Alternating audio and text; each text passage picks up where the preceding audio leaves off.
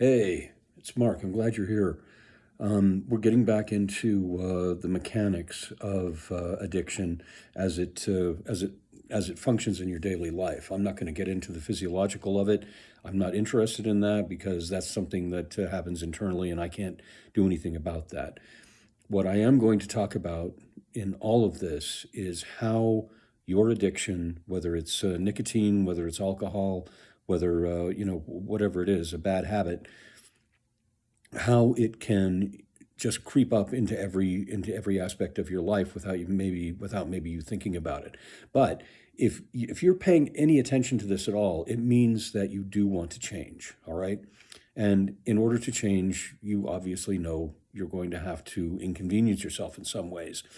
I don't want to sugarcoat anything, but at the same time, I there's a huge amount of money that's being made on the back of people's addictions. Okay, there are entire industries that have sprung up to help people get out of whatever their addiction is, and I understand that very well. So it's been marketed to the point where you've literally heard everything about it. It's like diets. There is literally no food product that I have not heard is one very bad for you, very good for you, and very, very neutral if you think about it.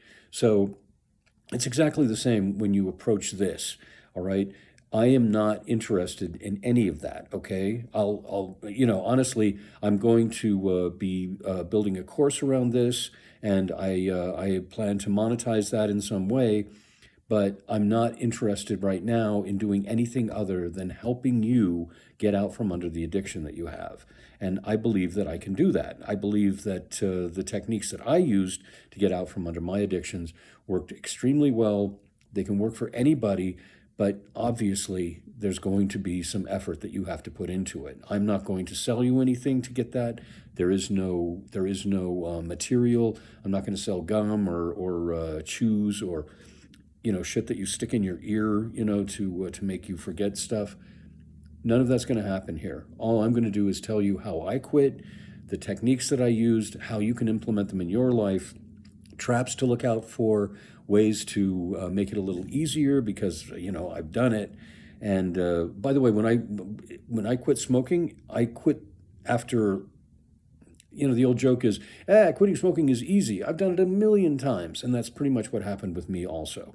But the thing that helped me do it and make it stick, and the way I got it right, is how we're going to talk about this. So I'm glad you're here, and moving forward, just prepare a little bit of room in your head for the change that you're going to have to make in yourself, because it is necessary to change yourself for this.